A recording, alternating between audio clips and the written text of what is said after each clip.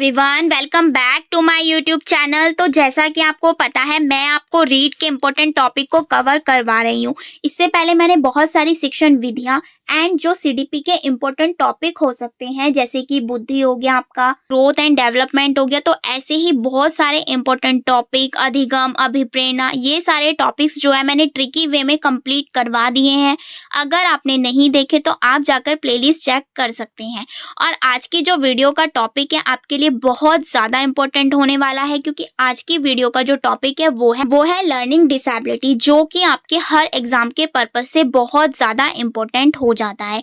चाहे आप रीड की प्रिपरेशन कर रहे हो, C TET, UP TET, super TET, आप किसी की भी प्रिपरेशन कर रहे हो, तो ये टॉपिक तो आपका आना ही आना है। इससे 1-2 नंबर तो आपका बनेगा, इसीलिए आपको ये टॉपिक तो ज़रूर ही अच्छे से करना चाहिए। और आज इस वीडियो में मैं इस टॉपिक की आपको बहुत अच्छी ट्रिक भी बताने वाली हूँ, जिससे आप इस लर्निंग डिसेबिलिटी को बहुत अच्छे से याद रख सकते हैं और कभी नहीं भूलेंगे। वीडियो को आप शुरू से लास्ट तक जरूर देखिएगा और चैनल पर नए हैं तो चैनल को सब्सक्राइब जरूर कीजिएगा। तो चलिए स्टार्ट करते हैं हम आज की वीडियो को। देखिए, लर्निंग डिसेबिलिटी आपने बहुत बार सुना भी होगा। लर्निंग डिसेबिलिटी, इसमें क्या होता है कि किसी की पठन में कठिनाई होना, जैसे कि वो किसी शब्द को क्या पढ़ लेता है, जैसे कोई जो होता है W को M पढ़ लेता है, M को W पढ़ लेता है। इस टाइप की जो प्रॉब्लम्स होती हैं वही हमारी क्या कहलाती है, लर्निंग डिसेबिलिटी कहलाती है। और ये हर चीज में होती है, चाहे पठन में हो, लेखन में हो, गणित में हो, तो ये हर चीज में होती है। तो इसी की मैं आज ट्रिक बताऊंगी आपको, तो वो भी आपको ध्यान रखनी है और कौन सा किस में होता है वो भी आपको ध्यान रखना है। तो चलिए स्टार्ट करते हैं। सबसे पहले आप ट्रिक ही देखिए, लो पापा गल कर गए। अब इससे हम कैसे बना सकते हैं वो भी देखिए। अब देखिए, जैसे कि ये लिखा हुआ है मैंने ल से क्या बना सकते हैं आप, डिसलेक्सिया, क्योंकि इसमें ल आ रहा है, डिसलेक्सिया, तो इस तरीके से आप बना सकते हैं। और इसका दूसरा नाम लेक्सिया भी है, तो ये भी चीज याद रखनी है। डिसलेक्सिया जो होता है वो हमारे पठन विकार से संबंधित होता है। जैसे मैंने अभी आपको बताया, W को M पढ़ लेना, इस टाइप की जो कठिनाइयां होती है वो हमारे पठन से संबंधित होती है। तो ये किससे संबंधित हो जाएगा, डिसलेक्सिया पठन, यानी कि इसकी ट्रिक होगी लो पापा। अब इसके बाद है गल। गल में आप क्या देख सकते हैं, ग से मतलब डिसग्राफिया। इसकी देखिए आप ट्रिक देखिए, ग्राफ हो गया, ग्राफ से आप ट्रिक लगा सकते हैं। ग्राफ हमको क्या होता है, बनाना ही पड़ता है, मतलब अपने हाथों का इस्तेमाल करके पेन से कॉपी पर बनाना पड़ता है। तो यानी कि हम ड्रॉ कर रहे हैं, that is called graph. Graph को हम ड्रॉ कर रहे हैं, यानी लेखन कर रहे हैं हम ग्राफ का, तो वो क्या हो जाएगा, हमारी लेखन अक्षमता हो जाएगी। इसके बाद बात करते हैं हम कर में क्या हो जाएगा, क से हम लगा सकते हैं कैलकुलिया, यानी कि डिसकैलकुलिया। कैलकुलिया से लगा सकते हैं कैलकुलेटर, यानी कैलकुलेटर हम किस में यूज करते हैं, गणित में। तो गए से क्या बन जाएगा, आपका गणित बन जाएगा। आई होप आपको इस ट्रिक से ये तीनों के तीनों बहुत अच्छे से क्लियर हो गए होंगे। ज्यादातर जो एग्जाम में देखने को मिलते हैं वो ये तीनों ही देखने को मिलते हैं। जैसे जैसे एग्जाम का पैटर्न चेंज हो रहा है तो कुछ और भी आपको देखने को मिल जाते हैं, तो आपको सारे ही पता होने चाहिए। जैसे कि अभी तक आपने ये नहीं सुना होगा, ADHD हो गया, ऑटिज्म हो गया, तो जो ऐसी अक्षमता है वो भी हमारे जो एग्जाम्स में अब देखने को मिलती हैं, इसलिए आपको सबके बारे में पता होना चाहिए। तो ये आपको ट्रिक समझ में आ गई होगी, लो पापा गल कर गए। इसकी मैं एक बार और बताती हूँ, ल से डिसलेक्सिया, यानी कि पठन से संबंधित हो जाएगा पापा का मतलब। गल का मतलब ग से हो जाएगा डिसग्राफिया, ग्राफ मैंने बता दिया, आपको ड्रॉ करना पड़ेगा, यानी लिखना पड़ेगा उसके लिए, तो वो किससे हो जाएगा, लेखन से। इसके बाद है कर गए, क का मतलब हो जाएगा कैलकुलिया, और कैलकुलिया से तो हम इजीली पता कर पा रहे हैं कैलकुलेटर। कैलकुलेटर का प्रयोग किस में होता है, गणित में होता है। तो ये तीनों आपको क्लियर हो गए। अब आगे देखते हैं। इसके बाद है फिर भी पग थमते नहीं मोरे भाव।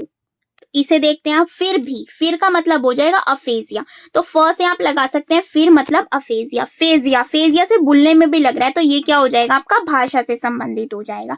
इसके बाद बात करते हैं प्रेक्सिया, पग मतलब प्रेक्सिया किससे संबंधित हो जाएगा, आपका गामक क्रियाओं से संबंधित हो जाएगा।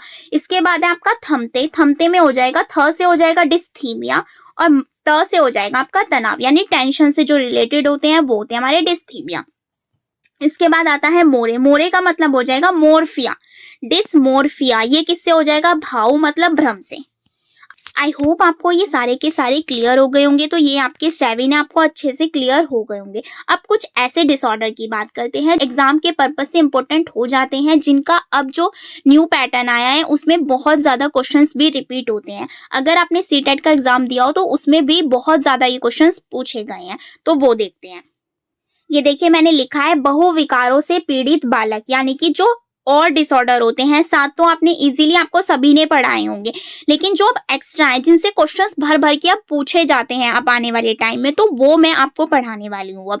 जैसे कि आपका पूछा जाता है मस्तिष्क पक्षाघात, इसके जो नेम है आपको इंग्लिश में जरूर पता होनी चाहिए, क्योंकि जैसे ये इंग्लिश में लिखा है सेरिब्रल पाल्सी, तो इसको ना आपको हिंदी में करके दे देगा सेरिब्रल पाल्सी।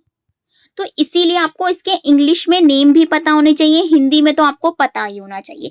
अब देखिए इसके ट्रिक आप क्या लगा सकते हैं, मस्तिष्क यानी कि जब हमारे मस्तिष्क का कोई हिस्सा या पूरा हिस्सा डैमेज हो जाता है, यानी कि जो हमारे मस्तिष्क का एक हिस्सा या पूरा हिस्सा भी आप कह सकते हैं वो डैमेज हो जाता है, वो हमारा कहलाता है मस्तिष्क पक्षाघात।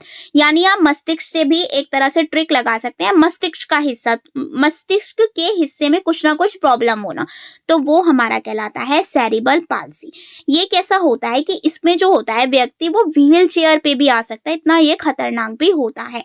जैसे कि एग्जाम्पल के लिए मैंने लिख दिया है स्टीफन हॉकिंस जो थे, वो देखा होगा आपने व्हील चेयर पर बैठे हुए हैं, तो उनके अंदर जो है ये वाला डिसऑर्डर देखा गया है, तो इसका एग्जाम्पल हो जाएगा स्टीफन हॉकिंस। अब बात करते हैं ऑटिज्म की, यानी कि स्वालीनता की। ऑटिज्म क्या होता है आपका, ऑटिज्म जैसे कि अब मैंने आपको बताया इंग्लिश का नाम भी आपको पता होना चाहिए, क्योंकि इंग्लिश को ना आपको हिंदी में इस तरीके से ट्रांसलेट करके दे देगा और आप कंफ्यूज हो जाएंगे कि ये क्या था, अगर आपको हिंदी में नाम पता हुआ तो। इसीलिए आपको दोनों में नेम अच्छे से याद होने चाहिए। तो ये हो गया, इसको बोलते हैं हम न्यूरो डेवलपमेंट डिसऑर्डर। ये किसमें होता है, तंत्रिकीय विकासात्मक विकार है ये। इसमें क्या होता है, बच्चा बात को बार बार रिपीट करता है, जहां बार बार चीजों को रिपीट यानी व्यवहार को रिपीट करने की बात आएगी तो वो होता है हमारा ऑटिज्म। इसमें क्या होता है, कम्युनिकेशन में बच्चों को समस्या होती है और बच्चा जो होता है वो आई कांटेक्ट भी नहीं कर पाता है, मतलब अगर उसे टीचर कुछ पढ़ा रहा है तो वो उससे आई कांटेक्ट नहीं कर पाएगा। लेकिन इसमें एक चीज हो जाती है कि बच्चा जो होता है बारीक जानकारी पर ध्यान देता है, ये किस में होता है, हमारे ऑटिज्म में होता है। तो दोनों चीज क्लियर होगी। पहला मैंने आपको क्या बताया, सेरिब्रल पाल्सी, जिसमें मस्तिष्क से रिलेटेड चीजें होती हैं, व्हील चेयर पर बंदा आ जाता है, और इसका एग्जांपल था स्टीफन हॉकिंस। इसके बाद मैंने आपको बताया स्वालीनता। स्वालीनता आपका क्या होता है, ऑटिज्म, आपको दोनों नेम पता होना चाहिए। ये होता है हमारे तंत्रिकीय विकासात्मक विकार को ये प्रभावित करता है, न्यूरो डेवलपमेंट डिसऑर्डर। इसमें बच्चा क्या करता है, बार बार चीजों को रिपीट करता है, उसके व्यवहार में भी बार बार चीजें देखने को मिलती है, आई कांटेक्ट नहीं कर पाता है एंड कम्युनिकेशन में भी उसे समस्या होती है। इसमें एक चीज अच्छी हो जाती है कि बच्चा जो है बारीक जानकारी पर ध्यान देता है। आई होप आपको ये दोनों भी अच्छे से क्लियर हो गए हैं।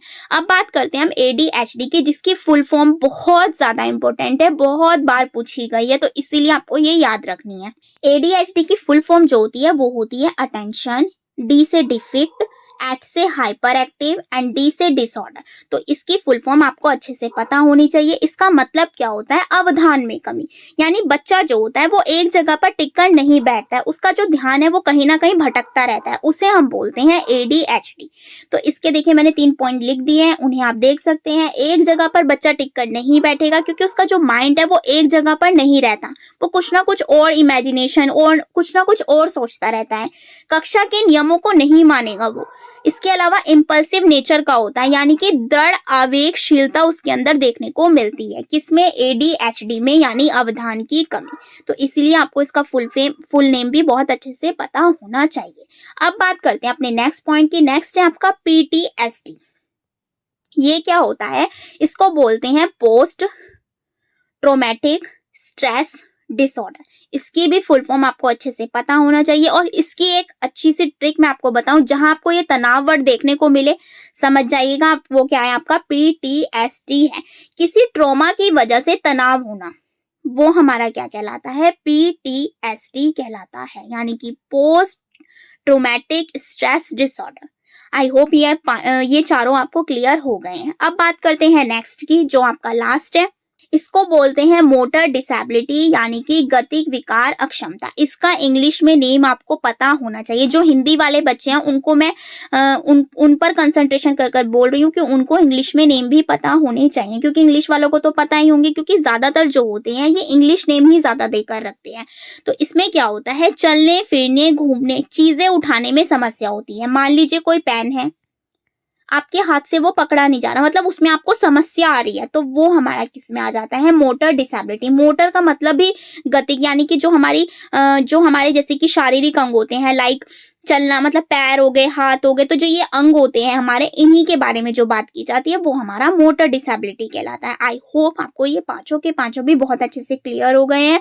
और जो मैंने स्टार्टिंग में बताए 7, वो तो आपको पढ़ने ही पढ़ने, क्योंकि उनसे तो क्वेश्चन बनना ही बनना है, लेकिन इनसे भी अब क्वेश्चंस देखे जा रहे हैं, इसीलिए मैंने कोशिश की है कि आपको सारे एक ही जगह कवर करवा दिए जाए।